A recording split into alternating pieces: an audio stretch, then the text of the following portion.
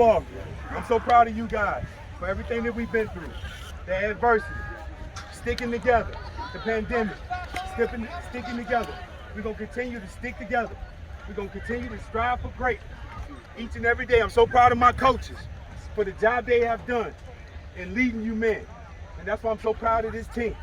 We're going to continue. That's one down, baby. Yeah. Now listen, they thought a cruise ship was coming down. And I told everybody we did. I said a war machine.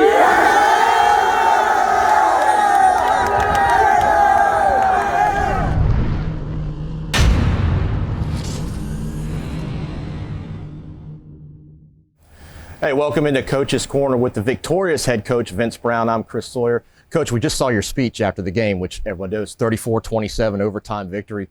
Talk about that moment real quick, talking to the team after just a great win for you guys. Well, thank you, Chris. It was surreal, just knowing everything that our team went through, trying to get back to that point.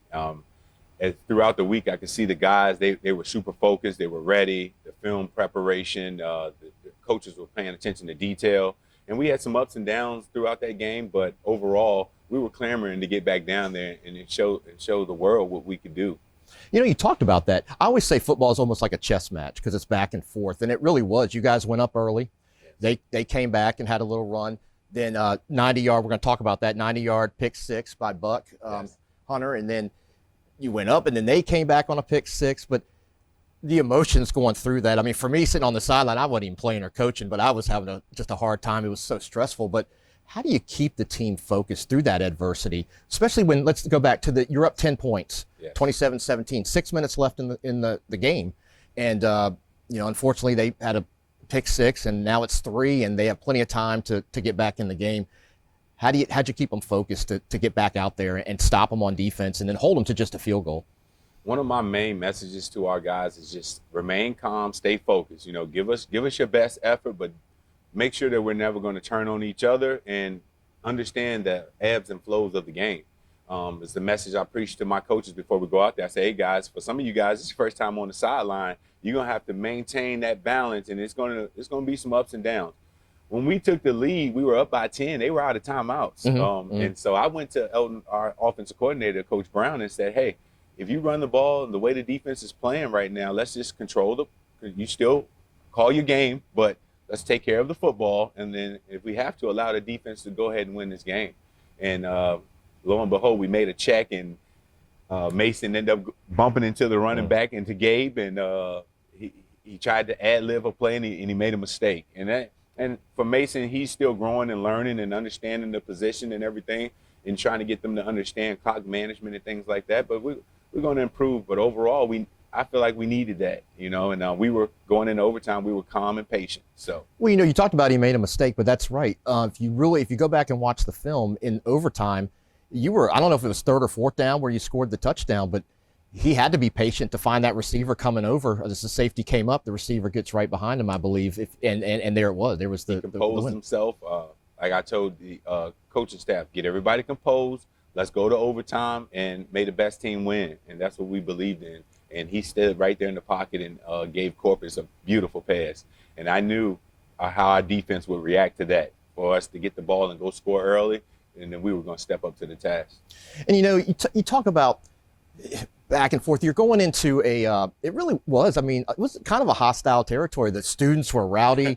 They had a lot of players at tailgate. That's a new experience. I know the kids have seen that before, but you haven't played in a while. You go in and you treat it like a business trip, right? Even walking out of the locker room, you were like 2 by 2. And I think that's where the focus stayed. And you listen to the kids on the sideline. They wanted to win so bad. And our biggest message is let's focus on ourselves.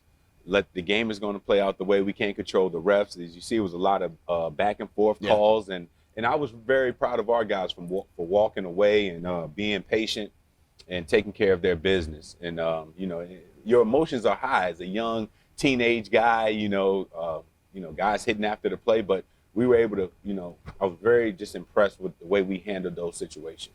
You talk about emotions. There were 23 penalties between the two teams, 14 on Brevard, 9 on us, but there were a lot of personal foul penalties, a lot of chipping at each Just other. heavy chipping and everything. I think a lot of their players, they remember back in 2019, and so they were up for this game. I mean, their coaching staff, if you look at it, some of their interviews before the game, everybody was up for this game.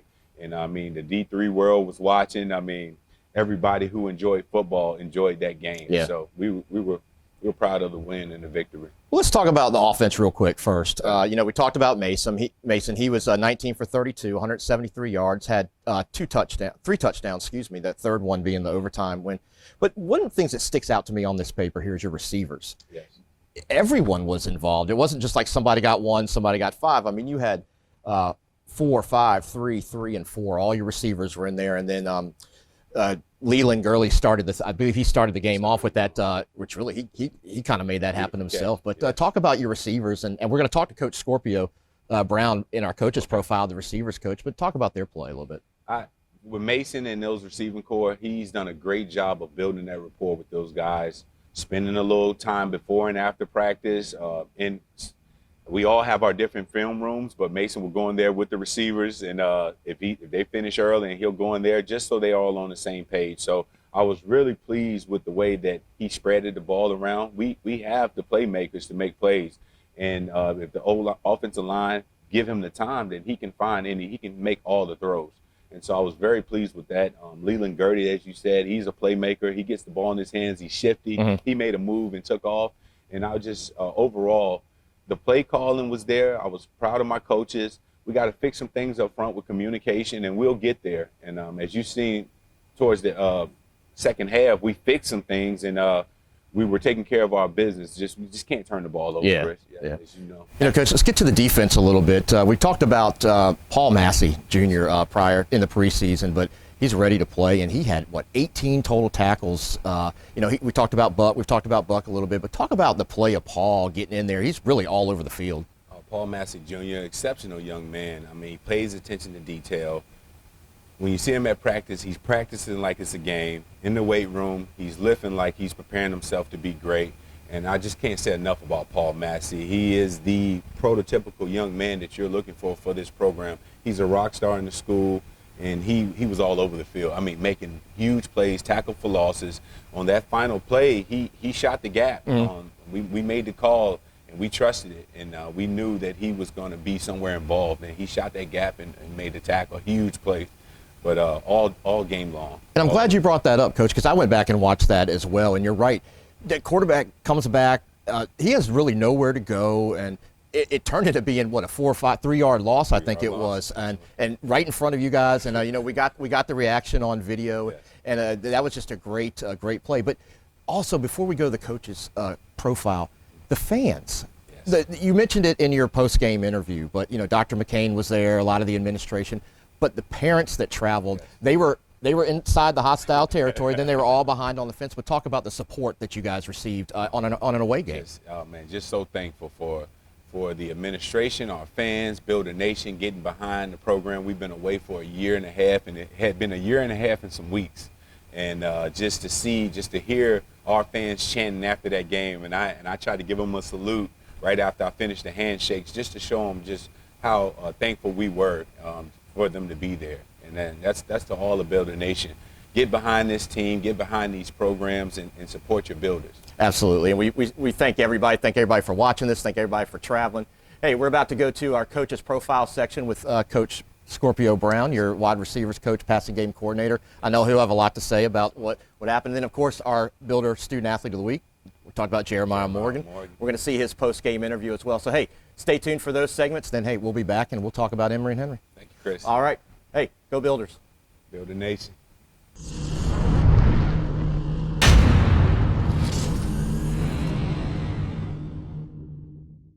Hey, welcome into Coach's Profile here with passing game coordinator and receivers coach Scorpio Brown. Coach, welcome in. Thank you for having me. Affectionately known as Coach Scorp here around Coach the offices. Scorp. Yeah, got a lot of Coach Browns on this team. So. Yeah, we got 3 of them. Hey, Coach, real quick, we talked about the game with Coach Vincent Brown a little bit, but you guys really came off with a great victory.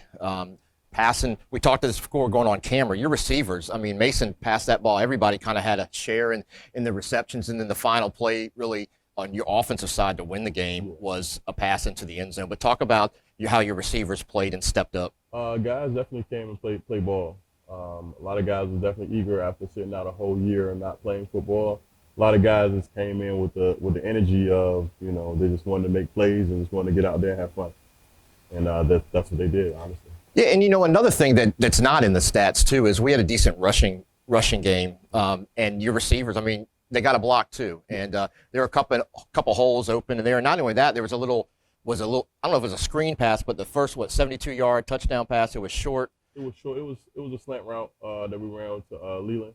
Leland actually made that play himself, honestly. It was a simple slant route, and he was able to, turn his body in certain angles to make sure the defenders didn't tackle. I tried to give the receivers some credit, but no, it is it's a thing that's not on the stat sheet, so that they've got to be able to do that. But, exactly. Your assessment, so overall, of the passing game and what you're looking at going into Emory and Henry?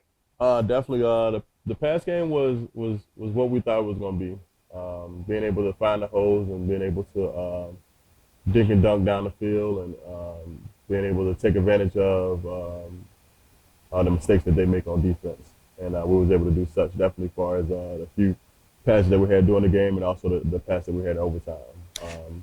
A whole lot of window dressing. Yeah. They're thinking it's something that is not, and we're able to catch them on the backside. Yeah, and that's what you were talking about a little bit on that last play in overtime, to get the receiver open for the touchdown, because Mason dropped back, watching it from where I was. He was patient, and all of a sudden you see the receiver wide open in the end zone. Talk about that play a little bit. So we ran two posts and a wheel underneath, and we was able to single up the safety with the first post, and the corner stayed back with the wheel and pretty much opened up the second post, and it was wide open for a touchdown. Yeah, as a receivers coach, you got to be happy about that. What a great win. I loved it. So let's talk about you a little bit. You're in your second really full year. We had the COVID last year, but second full year came from Warwick High School, where you actually played as well, correct? Yes. You're offensive coordinator there. Yeah.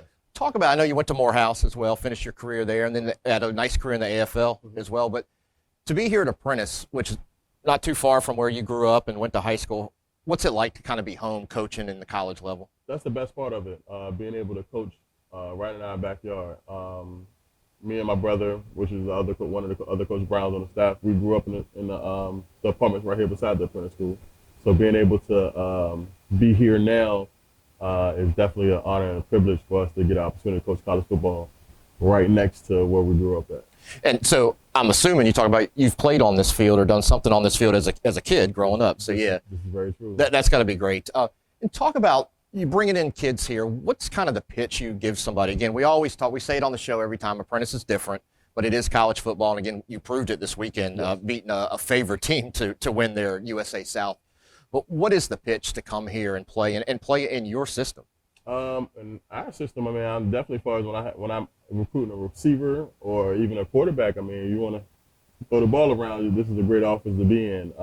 We still have a solid, proven good run game. But one thing about it, me as a pass game coordinator, I want to throw the ball. So me being able to have these kids understand, as far as the receivers that I'm recruiting or wanting to bring in, and to let them know that, hey, we're gonna throw the ball around a little bit. So definitely, if you want to catch some footballs, definitely come to Apprentice School. Yeah.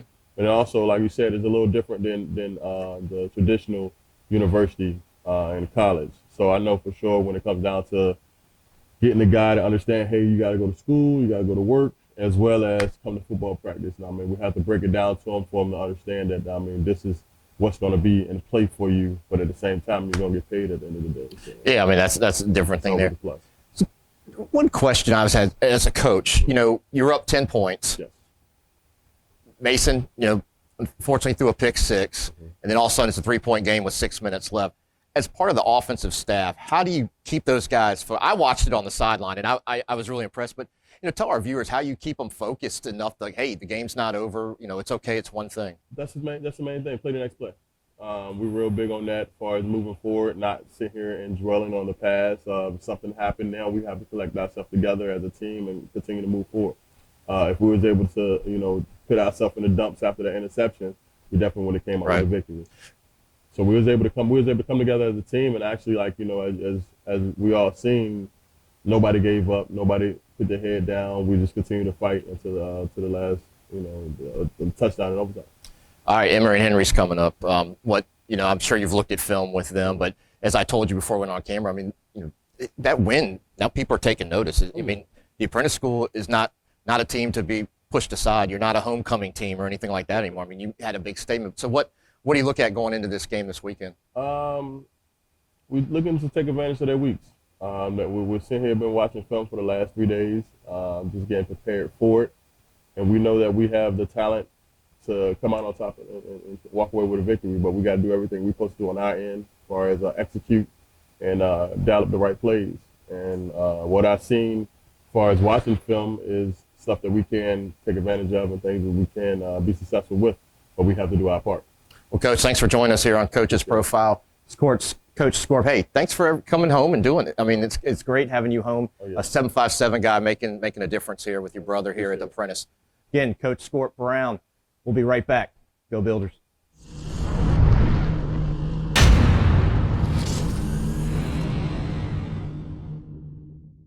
Hey, fresh off an overtime win here at Brevard College, 34-27. We got kicker Jeremiah Morgan. Jeremiah, you didn't know this, so I just told you. Yeah. Your 46-yarder was a school record. You matched that with a 47-yarder. How's it feel to get that first one? Man, it feels amazing. It feels amazing. First of all, I got to give thanks to God. Man, he's the one who put us here. He brought us here, gave us all this safe. He gave me who I am to be. And then my team, man. I can't take all the credit. My snapper, my holder, they did their job. My O-line blocked for me. I mean, yeah, it's great to get the win, but all in all, it's a team effort, and we appreciate everyone coming out, and especially y'all interviewing and stuff like that. Well, hey, man, congratulations. Go enjoy it with your team. Thank you. Way to go. Go Builders.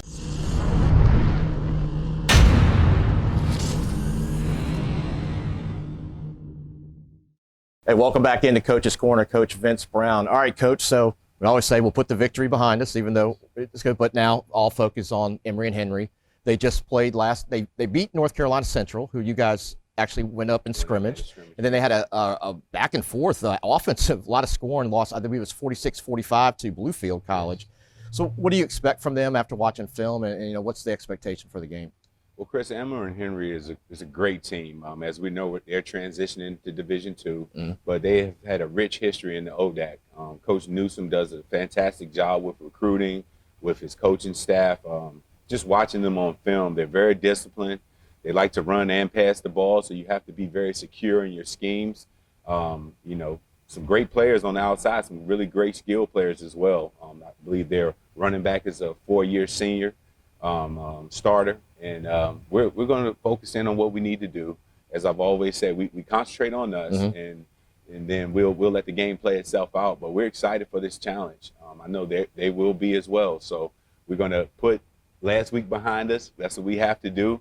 Great win for our program, great win for our school and our administration. But now it's a new week. That's what I love about college football. It's a new week to get focused, and we're ready to go. And remember, everybody, you can go to gobuilders.com, go to the football schedule tab. They can watch it live, Coach. Yes, they can't make it live. They'll have live stats as well. And I hope to have some more videos like we did, post-game coverage as well. Absolutely. And thank you, everybody, for watching. It's been tremendous response to the videos, and I think people are really taking Apprentice athletics, Apprentice football specifically. It's legit, Coach, and I think you guys proved it. We have one of the greatest situations on earth to me, because you give young people the opportunity to set themselves up for the long run, but our standards are high. And so we're going to continue to build. We're going to continue to feed into these young men and continue to win football games, and we appreciate it. Absolutely. And look out, as Coach always said, a warship's coming. Yes. Again, we'll see you next week, Coach. See you next week, Chris. All Thank right. you. For Coach Vince Brown, I'm Chris Sawyer. This is Apprentice Football Coach's Corner. We'll see you next week. Go Builders.